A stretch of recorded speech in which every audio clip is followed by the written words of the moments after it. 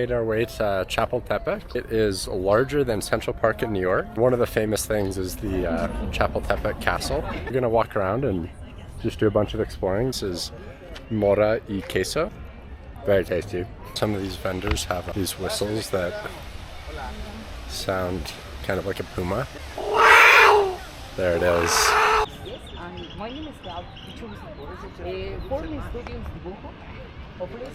Right now we are on our way to Torre de Latinoamerica. I think there's 44 floors and the 44th has just an open terrace to walk out on and look around.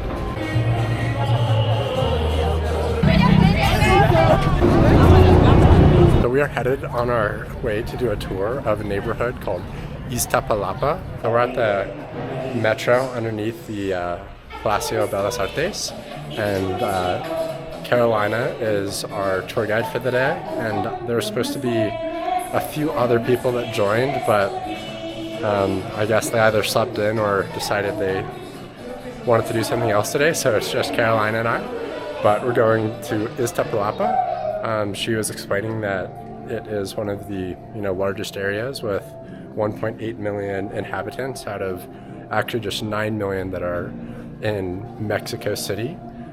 There's 22 million in the entire metropolitan area, but Iztapalapa is the biggest within actual Mexico City.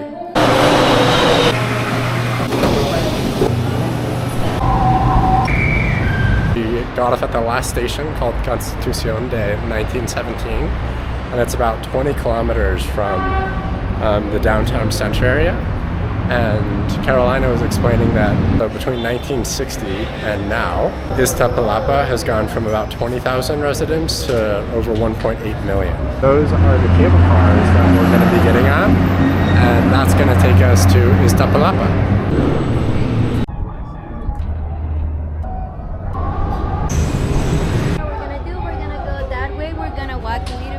We're gonna go to the tianguis. We have a tiny tianguis in there. We're gonna try the gorditas, we're gonna try the quesadillas and the juices, and that's it. We're gonna go back here. We're gonna go to the park that is behind this station, and that's it. Let's do it. That's the chicharrón. Oh, that's chicharrón? Yeah. Well, the gordita is like an empanada, we can say. It's of corn flour. In the inside you have chicharrón. You can have chicharrón or potato or cheese. And you can add these toppings. These toppings are the sauce, the salsas, the green salsa or the red salsa. The red salsa is very dangerous for the people that doesn't eat spicy things. And also we have the vegetables that you can add to the gorditas. And that's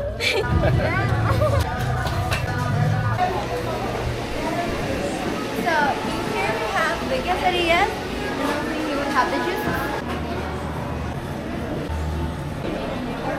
Yeah, I really love it. Didn't really wander too far from the station, so make our way back to the center.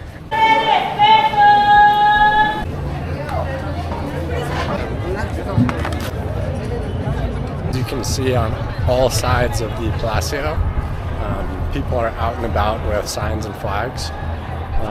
On all the main pedestrian streets leading up to the Zocalo. Just asked, and this is a political parade. I'm not an expert on all the details, so I won't try and explain it, but I'm really curious what the Zocalo looks like. So this is the main street heading to the Zocalo, and it's a pedestrian-only street called Francisco Madero.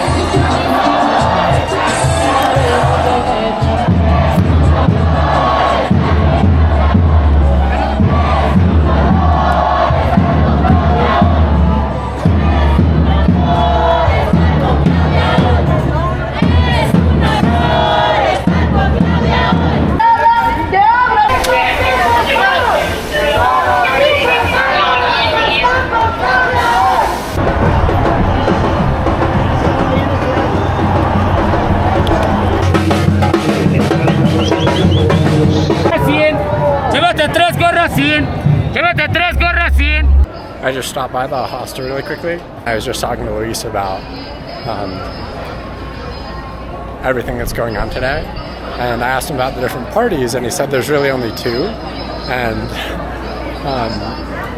the left is the main party, at least that's out on display today. And their colors are white and red. And those are really the only colors I've seen so far today. And I was like, oh, well, what's the, what colors represent the right? And he looks at my shirt and goes, that shade of blue. But nobody's really said anything, so I just think it's kind of funny. My favorite things is just all the street stands, which have, whatever's being made out on display, and then people just pull up plastic stools, sit down, enjoy their meal, have a brief conversation, and then be on their way. So, these little 2-3 minute meals with strangers, and then they continue on.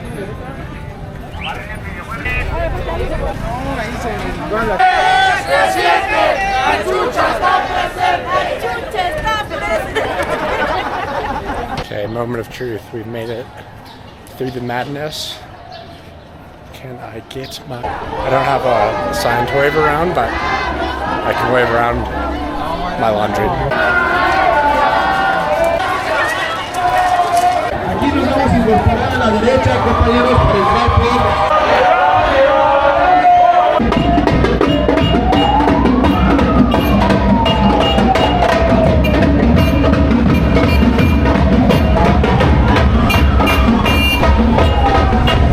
Right now I'm headed to a restaurant called Casa de Tonio, which is a place that was recommended to me by actually multiple people today. Carolina from the tour to Iztapalapa mentioned that it would be a really good place to go, and then I'm meeting up with Beto and Ursula from the other night, and I just asked them generally if they wanted to go out and get dinner. And they said, yeah, what are you in the mood for? And I mentioned mole enchiladas or a soup called pozole. And they said Casa de Tonio. And it's actually a pretty big chain. There's a lot of these. But apparently it's just, super good quality, authentic Mexican food for pretty good prices. So, yeah. It's well worth the wait. We just got chicken pozole with everything. And then... enchiladas verde. ¿Qué tienes? Son tacos, Okay. flautas ahogadas, Okay. of chicken. And then horchata and tamarindo. On my way to the start of the Coyoacan tour, and the meeting point is at the Frida Kahlo house. And I'm navigating the metro. This is a zoo. You have to fight to get on. Okay, so we've started our tour, and we just did the Frida Kahlo house, just a brief intro, and now we're making our way to a park nearby. ¿Cuál es el nombre por el parque? Es el centro de Coyoacan. Okay, el centro de Coyoacan. Más que nada personas mayores, como puedes ver. Aunque es la casa de Hernán Cortés. La casa de... Hernán Cortés fue el conquistador. Earlier on the tour, we walked past a building that had very small versions of these stone hoops, and I jokingly made the comment that there's a movie called Rotel Dorada that has a scene where they're playing a game where they knock a ball through the hoops, and the hoops that we saw were to tie horses to, but we walked a couple blocks down and we found the actual hoops from the movie. ¿Una réplica? No, la réplica. No, es la... No es la original, porque la original es muy grande y la original está en el Museo de Antropología, sí, en Chapultepec. Es un calendario muy complejo, o sea, muy muy complejo.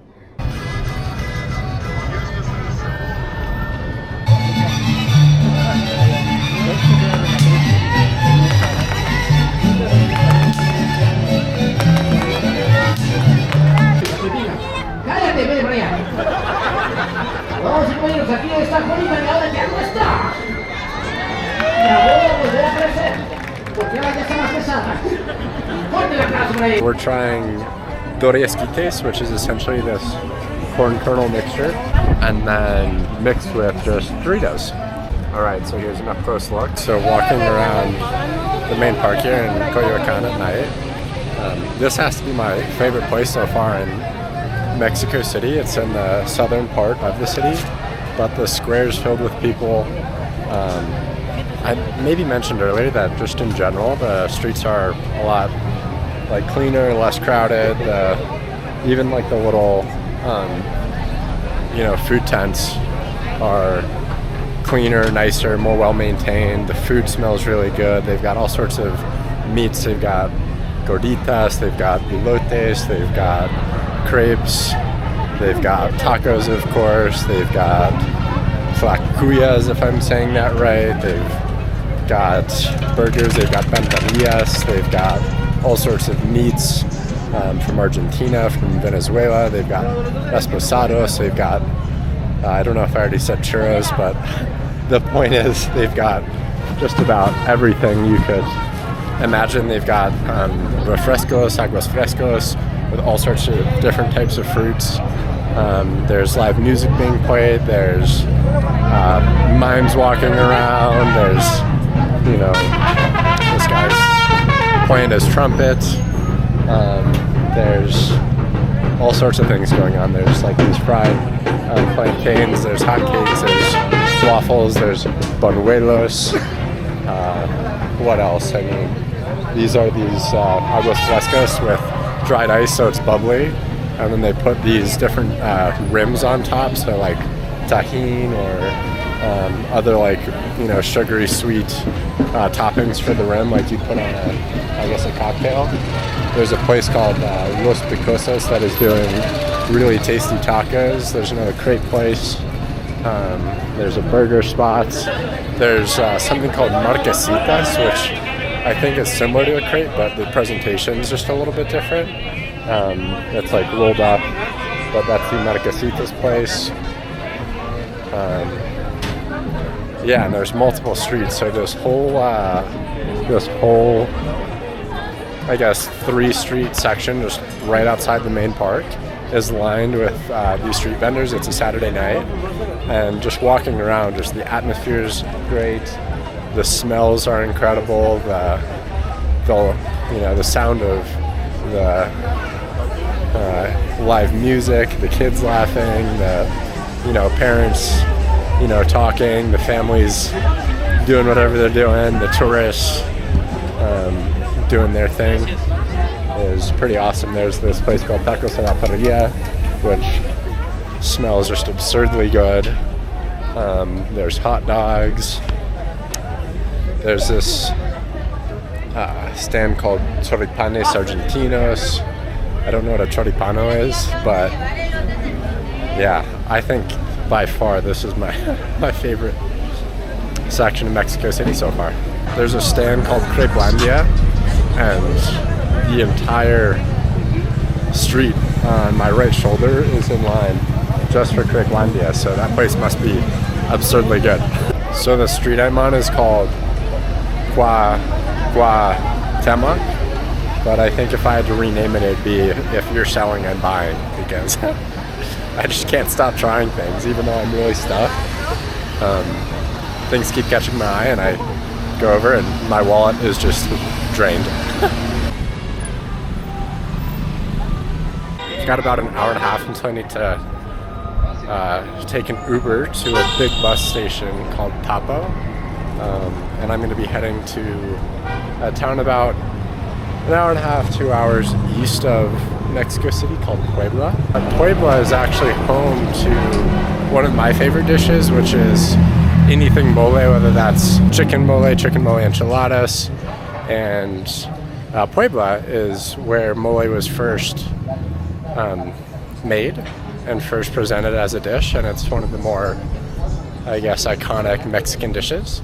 Wow, so that was pretty hectic. My 20-minute Uber ride at 4:30 turned into a 40-minute Uber ride that arrived at 5:10, and this bus leaves at 5:15. So, man, I'm so lucky.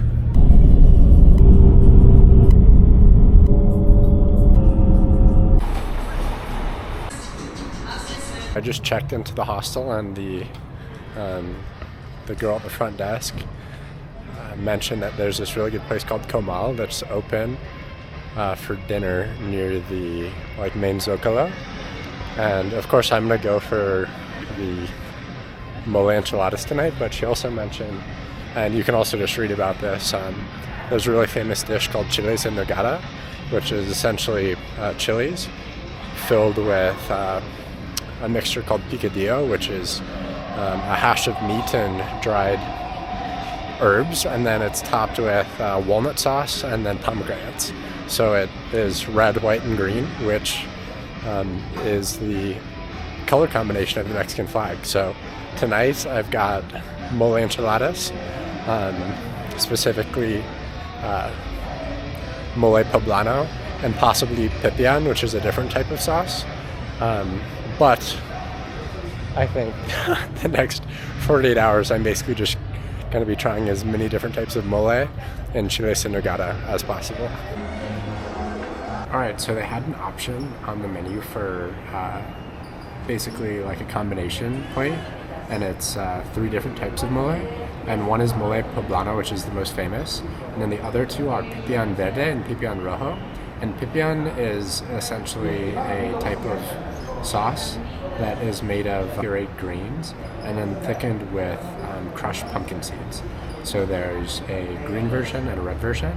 The enchiladas just arrived, and starting from, I guess, your left, we've got the poblano, then we've got the pipian verde, sorry, the pipian rojo, and then the pipian verde.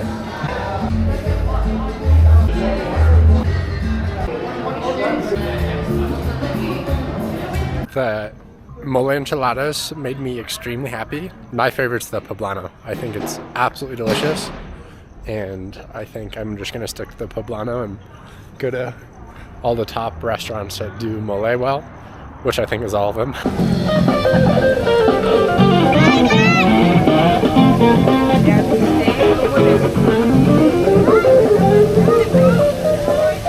I don't know why I just remembered this, but last night at dinner, I ate with Beto and Ursula, and I was so hungry, so I ordered a ton of things. I got the enchiladas, I got the pozole, I got flan, I had a couple drinks, and when I was done eating, they made the comment that in Mexico, if somebody has a big appetite, the word for it is buen dientes, which is like good teeth.